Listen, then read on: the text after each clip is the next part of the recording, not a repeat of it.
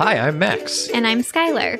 Recently, we decided to start watching Bob's Burgers to see what it was all about. And it didn't take us long to become completely obsessed with the show. But one of the things we love the most about the show is the brilliant end credit sequences. Which is why we created this podcast. Each week, we're going episode by episode to talk about the elaborate end credits. We're excited to have you join us right here on Bob's Credits. We'll make sure the Bob's Burgers end credits get the credit they're due. All right! Chip chipperoo, my little puppets. I want to talk about this episode with you because I've been trying to get you to talk about it with me for the past 24 hours, and you will not bite. You're a save it for the mic kind of guy. It's true. You have been trying, and even you directly have asked me, what did you think about this episode? Yeah. But you also, I noticed last night we watched it, you were saying your opinion, and I was just biting my tongue. And you kept saying your opinion, waiting for me to say something. Like, only on the mic, lady. Only on the mic. So we will get into it, but first, let's play a little Bob Pun or Max Pun. Let's do it. This week, we are doing pest control trucks. Exciting. Are you ready for your first pun, Skylar? I sure am. The dark might rises. Bob's. Max. Oh my God. I said it with so much confidence. Your next pun is from flea to whining flea. Bob's? Max. It's not that great. From sea to shining sea? From flea to whining flea? It's brilliant. I feel like fleas are whiny. They are, yeah. Yeah. They're probably the most whiny of the insects, I'd say. Just something about them. Yeah. Even though crickets probably make more whining noises. I'm also not into termites. I can hear them. Yeah, but they're not whiny. They're just like munching. Yeah, but never mind. It's a whole vendetta. I can't get into it right now. I don't like termites. I mean, I don't dislike termites because it just feels like they're just like eating. And I'm like, you do you, girl. But they wake me up in the middle of the night. Well, that's because you're super sensitive to all sorts of noises. Yeah. Y'all, we have tried to get the termites out. Don't judge. Don't judge. It's not our problem. It's a landlord problem. Situation. Your next pun is Sisterhood of the Traveling Ants. Bob's. Yes. Oh, thank God. And your final pun is The Mouse That Dripped Blood. I don't know that one. The House That Dripped Blood. Max. Yes. Why does that sound familiar? Old horror movie. Oh, got it. I believe from the 70s. Nice. Max Miller, are you ready for Skylar Sides, the fun facts before the fun facts? Dish it, girl. Every once in a while, I like to dedicate Skylar's Sides to things that we missed in early episodes of the podcast, because every once in a while that happens. A lovely listener, Drew, DM'd me about something that he noticed in season 2, episode 1, The Belchies. Okay, we're going way back. Yeah, way back. I don't even want to listen to our podcast from back then. Lord help us. So, if you're not familiar or you don't remember it off the top of your head, The Belchies is the episode where the kids are trying to find this gold. Is that right? That Teddy tells them about in this in the taffy factory. In the taffy factory on the beach. I mean, come on. We have Cyndi Lauper performing Taffy Butt, the Taffy Butt song on the end credits. This is a direct homage to the Goonies. And if for some reason you are younger and have not seen the Goonies, go do yourself a favor. It is so good. Yeah, and then come tell us about it, because I'd like to know if you like it as much or if it's just a nostalgia thing. That would actually be a fun podcast, like Gen Z watching millennial movies and then having a conversation about it. Yeah, I would be probably very devastated. I know. Anyway, so Drew, one of our listeners. Hello, Drew. Found a hidden Easter egg pointing to the original Goonies movie, and I love this so much. In the background, on a commercial building, there is a sign. Do you have any guesses what the sign says? Hey, you guys. No? It says Fratelli and Sons. Oh, that's great. Do you want to see it? Can you Yep, see it? I can see it. How good is that? That is going to be, that is in our Instagram carousel. So make sure you're following us on Instagram to see the things we talk about in this episode. Very, very well said. Drew, thank you so much for sending that. We love when y'all send us stuff. It might take me a few days to get back to you, but we absolutely love it. Now, can I just say real quick? Yes, please. Hey, Drew, guys. That's for Drew. Drew. Should we get into this episode? Yes. I know you're dying to get into this episode to find out just my opinion of it. Yep. Skylar, can we have the title and synopsis for Season 9, Episode 18, please? The title is, If You Love It So Much, Why Don't You Marionette?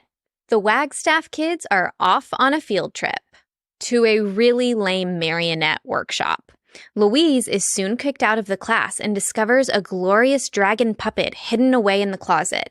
But she wonders why the head of the class has abandoned the only cool thing this place has. Meanwhile, Bob gets roped into handing out flyers for a rave in front of the restaurant. This episode came out on March 24th, 2019. It was written by Katie Crown and it was directed by Ryan Matos. And I want to just jump into some real quick fun facts about Katie Crown. Please. This was her first script. She joined as a staff writer in 2018. And she is currently a supervising producer on the show and was executive producer of the movie. So she's really? So she moved up over the years. Oh, still a writer. Mm-hmm. Oh, very cool. She's also a voice actor. Ooh. She was the original voice for Harley before the character was taken over by Ashley Nicole Black for the movie and season 13 and beyond.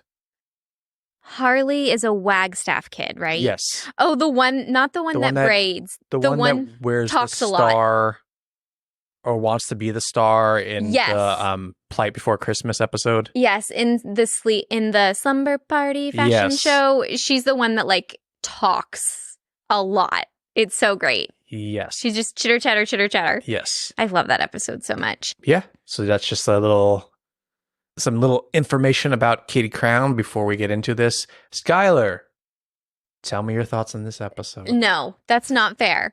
Max, tell me your overall thoughts on this episode. I'm going to preface this with it's a known thing, I feel like, at this point on the show, on the podcast, Yes. that I'm not big on episodes that focus too much on characters we just met having a big role or like a big storyline. Mm-hmm. I think it's really hit or miss, more miss than hit for me. In general. Mm-hmm. Yes. So I think that's what this episode suffers from for me. Mm-hmm. It's too much focus on Esther Margaret, Mm-hmm. the puppeteer of this.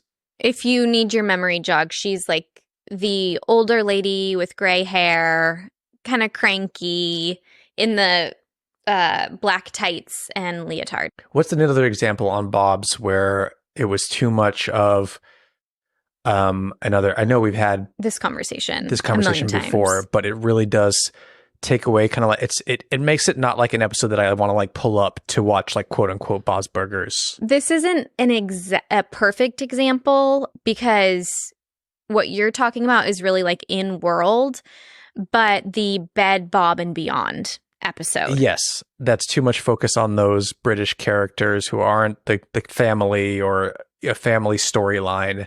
And although the family is involved, it's kind of like they're supporting players rather than they're the, and I don't mind that with characters we kind of like have come to love. You know?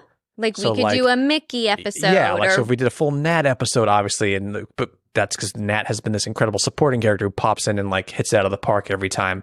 Yeah, when you focus on a character who you're just meeting in this episode, and it's in like so much of the story is about them, it loses me. I hate being critical because I love raving about this show. This episode did not do it for me. And just to piggyback off what you're saying, I didn't care about Esther's arc, which I think I was supposed to. I didn't care why she put that dragon in the closet. And even worse, I didn't care about Louise's emotional arc. This is what happened in last week's episode. Jean has this really icky emotional feeling emotional problem at the beginning of an episode, which is great for writing. Start your characters off with something hard. He's annoying. His sounds are annoying. People don't understand him. Yeah, we're talking about What About Blob? Yes. And then we go to the plankton and the this and the that. And I'm like, it was a disconnect, his emotional arc. And I'm not saying the emotional arc has to hit you over the head. It just has to work on some level. And this was another thing. We start the episode and Louise is having a hard time with her imagination and playing with Kuchi Kopi. So that's supposed to relate to this older woman who's given up her. I just did not care. I didn't care. And I don't like to shit on things just to shit on things. I try and learn as a writer from them. I try and also pick out the great things about it, what is working. So I am really curious if you guys want to hop on Discord and tell us your thoughts about this episode or on the post that we posted On Instagram. On Instagram. I would love, so much of this show is like 10 out of 10s. It's not about being critical. I'm just curious how it landed for y'all as an audience as well. Highlight for me, Gene's one-liners. Gene stole this episode and he wasn't even part of the episode. Yeah. Gene has some really good one-liners in this episode. Also a highlight for me is I enjoy Dot, the technician. Yes. Who makes her own beats on her phone. So that's a good character, side character being introduced that doesn't take up too much story time, but who is fun. So I like that character a lot. By the way, did you ever go to like these marionette shows? Did you have those as a kid? It was really big when I was a kid in the 80s. I went to so many of them. I feel like that just like aged you a lot. I don't know why, but it was just like a sad thing 80s, to which say. Is very old at this point. I went to a lot of like weird, smelly black box community theater things as a kid. I did too. I can't say marionettes specifically, and there's one in LA that's very famous called Bob Baker Marionettes that like is still around, I think, and I think recently it was about to close, and people like came together to try and raise money for it. That's what this was based on. It could be. I personally loved it as a kid, but that's because Bob Baker's was like great. It wasn't this like boring. It was like super entertaining. Yeah, it was probably more like the end of this episode than like the beginning. Yeah, I mean it's LA. You probably got the best of the best field trips out here. I mean, puppeteering marionettes is very interesting art form.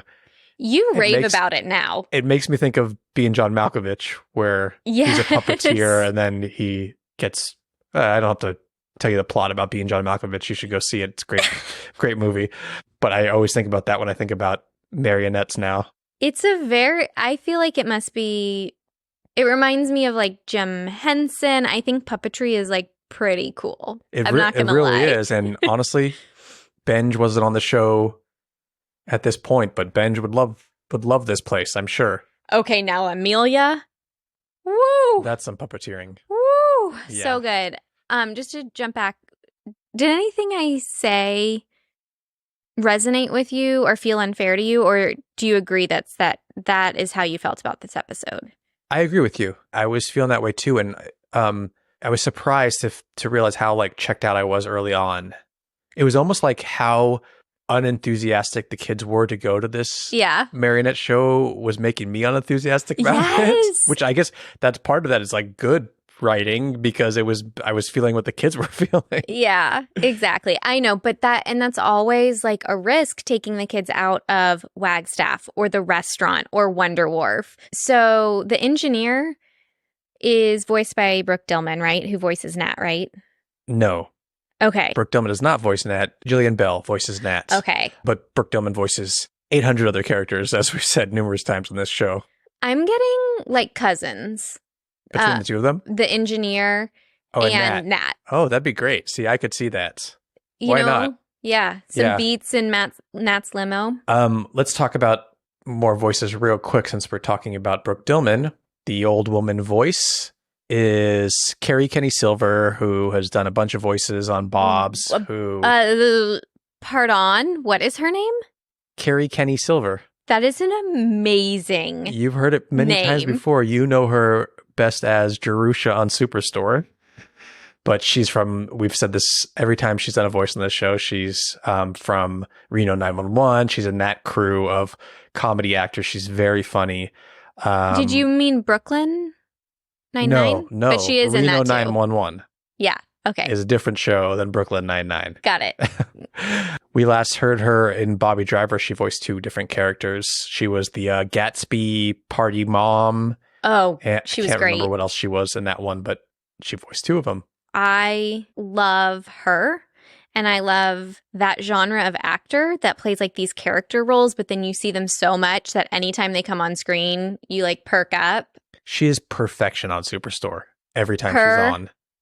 Perfection. Then we have Tom Kenny voicing 2 of the minor characters in this episode. A guy Bob hands a flyer to, and one of the paramedics. And the reason I'm pointing this out is because Tom Kenny is notable because he is the voice of SpongeBob SquarePants. So a legendary voice actor. Yes.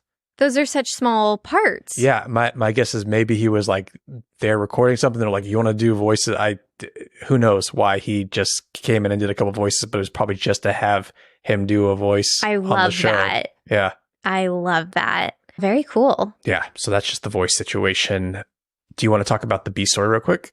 Yes, but once again, I want you to start. The problem with this episode for me is that I don't like the B story that much either.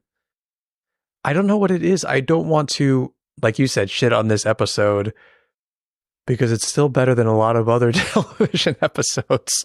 It's just not it for me. Bob's Burgers wise, I don't like the flyer guy. I find him very annoying. In this episode, you go to places that are annoying. This like really crappy theater that you don't particularly want to be in. And then like, I don't want to hang out with flyer guys. Yeah, these 2 characters that take you away so much away from the characters that you love. Yeah, and I don't like Bob wearing that balloon wig. I don't like him I just don't like it. I don't know. I didn't like it either. The only thing I liked about it is I liked how they animated Bob's fluidity when he's doing like the flick and handing out the flyers really well. It almost looked like he was dancing, and I love a dancing Bob. Let's just say that. I do love the ending of that, though. I do love him saying like, hey, you should go hand the flyers over by that Italian restaurant. Yeah, loved it. Yeah. I loved Jimmy and his back and forth, and it was kind of like this nostalgic thing because Jimmy Pesto was missing for so many episodes in, I guess it was like season 12, season 13 when he's, that it was like very nostalgic to me to see them shouting at each other across the street, which was nice. Speaking of, Trev immediately with a high five with Jimmy. So we're right back at it. Yep. Last episode, he came such a long way, and now he's just 1 step forward, 2 steps back. Yep, he needs more time away from Jimmy, I think. Maybe he should go hang out with Ron, by the way, who... Great segue. You know what? We're talking about stuff that we don't like. I love that Ron is involved in this. When we find out little things about Ron, like him going to the library, he works at this marionette theater. It's like, you need to get away from Hugo, and I love you, sir. Yeah. I support Ron's puppetry. I do too. I do love the black leotards and leggings. The whole... You did mention that. Yeah, you're like, you love everyone's... What did you say? Just realistic bodies in the outfit. Because nobody looks good in... No. Because those are so form-fitting. They'll point out everything. It's just like to have like the employees just every day... Like, they're not professional dancers, or I find it really, really endearing. Yeah. So I got some fun facts for you. Hit me. Want to go through them? Yeah. This is the first episode to air after Disney's purchase of Bob's Burgers. So we are officially a Disney show. Whoa. After this. Okay, that's going to be interesting. So I guess you could say season 10 is like the first full season. Disney-owned season, yes. It'll be interesting to see if we see any changes. It's just like all like hidden Mickeys. My sweet husband loves Disney, and I've hopped on board with him. But do I love Disney, or do I just like Disneyland? You like Disneyland, but I've been introduced to a lot of like adult Disney-ing and these hidden Mickeys. They really excite people. Man. But that's not, I don't care about the hidden Disney, the Mickeys. You don't have to get defensive, babe. Well, I just want to clarify. Okay, clarify your adult Disney-ness I to us. grew up I'm from Los Angeles. I grew up here. So I grew up going to Disneyland and Universal Studios, and I love those theme parks. I have such nostalgia for them. And when I get to go back to them, I always just get to be a disconnected kid again, and I love it. Yeah, we go once a year around the holidays. We will not be moving into the Disney community. Oh, no. If you're not familiar with what that is. There's building a Disney cult. No, like seriously tell them what it is. It's a Disney owns the retirement community, I think. No, it's not retirement. It's you bring your just live family. there. Yeah, I don't know. They're homes, but like your whole neighborhood are Disney. Y'all, that is weird. Okay, if you love Disney or are interested in Disney or find it weird, wherever you fall on the spectrum, you have to listen to the podcast Hidden Key. What's it called? It's called Keys to the Kingdom, and it's about just like the inside look at like working at these parks. And yes, every episode is like a different theme. So you'll have like a whole episode on Disney princesses and the really dark side of it, but also the light side of it and the beautiful part of it. And they do such a good job of giving a really unbiased inside look at Disney. Mm-hmm. There's both a lot of love for Disney and a lot of truth about it. And I highly recommend it. It's like a perfect season of a podcast. Yeah, it's really, really good. And then since we're just talking about it, I'm going to plug that I have a theme park TikTok and Instagram meme account that I am running called E-Ticket Memes. Go follow me there if you are a theme park person like me. It's really good. He's Disney really funny. Did not pay me to say that, but man, I wish they would. But apparently they don't pay anyone to say stuff. Yeah, they don't need to. No. Let's move on from Disney. This is David Herman's 100th episode as a guest star, making him the only non-main cast member to voice a character in 100 episodes or more. And this is Mr. Fraun. Yes. Wow. Love it. I'm not sure who he voices in this episode. Is Mr. Fraun in this episode? Yeah, he is. He's at the beginning. Right. Can we talk about, what's her name? Miss LeBons? Oh. I'm vibing with Miss LeBons. We could absolutely talk about Mrs. LeBons. We should just TikTok idea. I need you to do like 3 of the Bob's Burgers voices because you nail Miss LeBons. I think you nail Bob. I'm not sure what the third one would be. Oh God, the pressure's on. I know, it is very scary. All John Benjamin characters. Is John Benjamin Miss LeBons? Yeah. I was vibing with her, just like she's my girl. Have we done the evolution of her on our Patreon yet? No, I've been wanting to do evolution of Miss LeBons for so long. They change her outfit, they change her voice. Yeah. Like, I love her so much. She's just wants nothing to do with whatever's going on inside. She's just sitting with Louise playing her chips and dip game, which feels very like Candy Crush to me. I don't really know what Candy Crush is, but like it feels like addicting like that. All the love for Miss LeBons. She was probably it was like Jean, Miss LeBons, and Bob's dance moves. That's like the top 3 things about this episode for me. Yeah, I forgot that Miss LeBons is so great in this episode. And she just tapping away on her phone from the get-go. She is really into this game. Actually, wait, that's a good plant and payoff. When they first get to this black box theater, Mr. Fraun is giving his big speech before they go in, and she's in the background on her phone, which later pays off in the episode when it's revealed what she's doing on there. It's great. At one point, and I'll have to get a screenshot of this because I didn't look it up myself, but there's a car that drives over the flyers, like drives through the flyers. Okay. And it is apparently Dr. Yap's car because the license plate says BRN2DRLU, which took me a while to Like, even just looking at it, I was like, what does that mean? Born to drill you. Oh, that's dirty. Yeah, it is, but it's also suitable for both him being a dentist and for the kind of person he is. Yes. And I guess Yap can briefly be seen driving it, so I'm going to try and take a screenshot of it. That's and amazing. Put it up on our carousel. There's another dirty moment. You and I both starkly looked over at each other. Are we going to just gloss over that? Which one? You don't remember last night when we were watching this? And... Oh, yes. We don't have to talk about it. I think it might be in the clip that we're going to play before the end credits, because it's when they're like riding home on the bus, Let's not say right? anything. We don't need to say anything. Y'all can deduce. You don't want to talk about it right now? Let's talk about it. When Louise refers to Kuchi Kopi as the cooch? I mean, I am so sheltered that I don't... Well, I was really sheltered as a kid because all I cared about was ballet. So a lot of like dirty... like slang terms and innuendo, like I'm still learning as an adult. But I looked at you and I was like, pardon? Excuse me? I clutched Disney?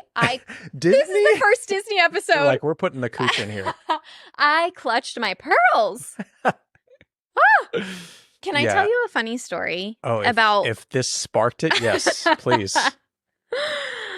This goes back to how, like, I didn't know a lot of, like, dirty sex slang when I was a kid, and also because I was an only child. I didn't have brothers or older siblings. I didn't, my dad wasn't around. Like, it was just me and my mom, okay, watching Lady Chatterley's Lover. Clutching your pearls. Yeah, so I was very nervous to meet my boyfriend at the time's family because I come from, like, an only child, one parent situation. Meeting a big family was very overwhelming to me, and I really wanted to fit in. And he had 2 brothers, a sister, a mom, a dad, like foreign territory to me. So I'm like chatting with the brothers, and we were making fun a little bit of SMU girls. It's like both my parents went to SMU. It's very like sorority. What's SMU? Oh, Southern Methodist University. Got it. You don't know SMU? A lot of California kids, like Texas kids, come to USC, and a lot of California kids go to SMU. Oh, I did not know that. Yeah, it's a private college in Dallas, the town where I grew up. It's beautiful, beautiful school, great dance department. Like it's great, but it has that very like Southern lady situation. Okay, very, very wealthy. Like very, very wealthy kids go there. And I'm like, yeah, all the girls with their pearl necklaces. And my boyfriend's brother starts dying laughing. He thinks I'm talking about the sex act. And so I get like 1,000,000 brownie points because I'm this like cool girlfriend with the potty mouth. And I'm like, I literally meant a pearl necklace. But yep, that's something that happened. I love it. I love to think of you just like saying stuff that's all innuendos and not realizing it throughout the entire dinner. Yes, exactly. So I won him over. It wasn't my real personality, but I won him over. Mm-hmm. All the girls with their tea bags. I'm like, no, it's cottagecore. They love tea. You just watch the girls. They're just like constantly teabagging. They're just sitting there teabagging. You're in the coffee shop and they're teabagging. It's so weird. All right. I think we should get in the end credits, but just one more fun fact. The paramedics we see are the same paramedics from a few episodes back who were there to help Goldie deliver her baby in Roman Bobaday. Love. Fantastic. Just continuity. Bob's loves it. We love it. Let's get into this final moment where Louise talks about the cooch, and we'll get into the end credits right after that. Hey, Louise, you think you might want to become a volunteer puppeteer after today? You had the move, kinda. I don't know. There's only so many times you can reunite an old lady with her long-lost puppet. Yeah, 6! All I know is when we get home, See, this Gene. little fella's gonna do battle with the cooch. I hope you know Kung Fu, babe. Uh-oh. He's shaking. Sorry. This little fat fella's going to do battle with the cooch is a very interesting wording altogether. How can you not raise your eyebrow? Head. Oh, that's nice. Dot let you take that stuff from the tech booth? Yeah, she absolutely did. No, let's all just sit quietly and dare ahead. Like The Graduate. I love Gene's The Graduate joke. Great ending.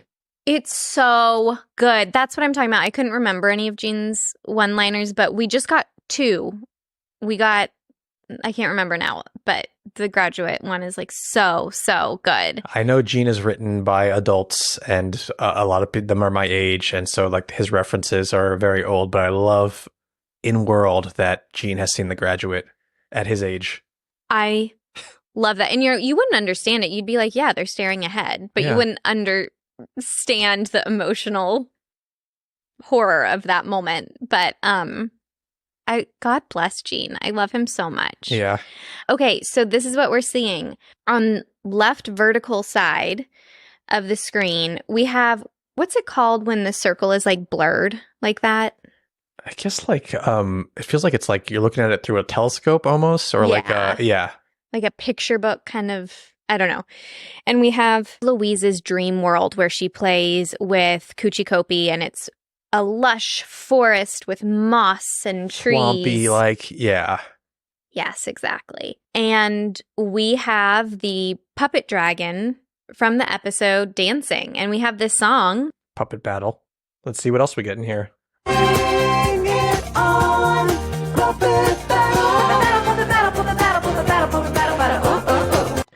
Okay, so we should mention that while Esther Margaret's puppet is dancing, the one that Louise makes runs across the screen real I quick, didn't briefly see at the beginning. Yeah, that. before Kuchi Kopi, or the Cooch, pops up right in front of the screen and is dancing a bit. This is innuendo. I'm so sorry. He looks turned on to me. The Cooch looks turned on. The Cooch looks turned on. No, I seriously think his glow in the darkness is turned on, which bonus points for me always.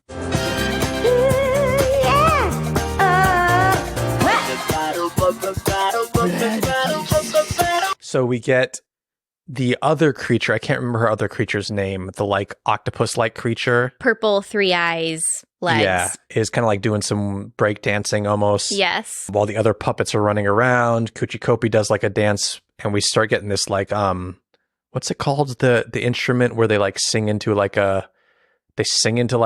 that's what puppet battle. It's I'm like literally the worst person. Peter to ask Frampton this. used to do it. I forget don't know what it's who called, that but it is. sounds a lot like Daft Punk. Okay. Daft Punk yeah. does a lot of it. Okay.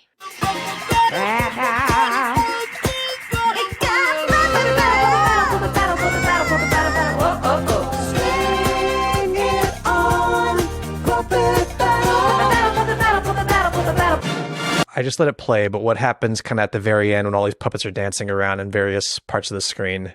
In an ode to one of my favorite parts of the episode, Tina interrupts Louise's play world, and she comes up through the ground, and her head is like as big as the whole land, and she has dirt on her face from literally sprouting up through the ground.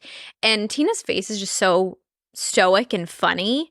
This like sprout through the ground always hits my funny bone. Yeah, and she kind of like just like bobs her head to the music a little bit at the cute. end, but it's great. And we'll get into this when I get into the scoring, but it saves the end credits a bit for me to have Tina pop up. yeah. Yeah, and to bob along, because that's so Tina. Yep. She's like, oh, what are we doing? So it's just some of the lyrics in Puppet Battle, even though it just sounds like Puppet Battle, Puppet Battle. Mm-hmm. We do have String It On, Vladicus, who maybe I guess is the other character. Okay. And that's, everything else is Puppet Battle, Puppet Battle, Puppet Battle. Oh. Yep. I like that part. Yep. How do you feel about the song? Like I said, it reminds me of a Daft Punk song, and I like when they do kind of do Daft Punky things. So Yeah. I like it. I like it. It makes me want to... Yeah, it gets me dancing, it gets me moving. But I like Daft Punk stuff a little bit more than you do. No, I'm in it. It makes me want to do like a booty scoot. Should we score them? Yeah. We Wait. score. Oh, Let's bring back... My stomach's growling. I don't know if you heard that. Let's bring back the franchise. Are these credits better than the episode? I'm going to say yes, because they get me dancing. I like the visuals. Okay. And I wasn't that big a fan of the episode. Okay. Fair. All right, shall we score? We score on a scale of 1 to 10 H's at the end of Tina's What were last week's credits and what did we score them? Last week's credits were Stop. Gene pounding on his Stop. kayak. The bioluminescence Yeah. kayak, although very beautiful. Very beautiful. And we scored those a 6.5. Yeah. Okay. I'm going to give these a 6.5 also. I'm going to give them a 6.75 Okay. because if this was on in the background, I could just dance. If Jeans was on, I'd have to do that thing where I leave the room because I'm so overstimulated that I'm going to Yes. You know what? I'm going to bump up a little bit too and join you there because it does Jean's voice is so annoying grating. and that I could not listen to on repeat, but this one I could. This one, again, it sounds like kind of the repetition that Daft Punk has to me. Yeah. So it's it doesn't bother me. It's more catchy than anything. Yep. So yeah, 6.75 seems good to me. And the Tina appearance also gets it kind of bumped up a little bit more than the Jean. Yeah. Just sitting in a kayak. Yep. Although what I did love about those is beautiful. I love the bioluminescence. I love the sunset. I love the Wonder Wharf setting. But these really pretty green, foresty, moss. That too. In the end credits, we've talked about this before with Louise. It's not our favorite when we go into and it Louise's is some people's imagination. Yeah. Yeah. I totally get it. But I enjoy the visuals in this. I think it just works really well with the music. So yeah. Fun. Those are the end credits to, I got to pull it up because it's so hard to say. If you love it so much, why don't you Marionette? Mm-hmm. Thank you everyone for listening. Make sure you're following us everywhere at Bob's Credits. Go leave a review for us, please, please, please. It helps us out so much. If you've enjoyed this podcast, this was your first episode and you enjoyed it, go leave us a review wherever you're listening to it. It helps us out. I can't even emphasize that enough. How much it helps us out to get good reviews on here, and the more we get, the better for us. Anything else you want to say before we get out of here, Skylar? I'm just my last week's sign off was horrible and lackluster, and y'all deserve more from me. So I'm just gonna say, stay poppin' locky. Oh, I'm surprised you didn't say stay with the cooch. Stay doing battle with the cooch. Gene. Max. Max.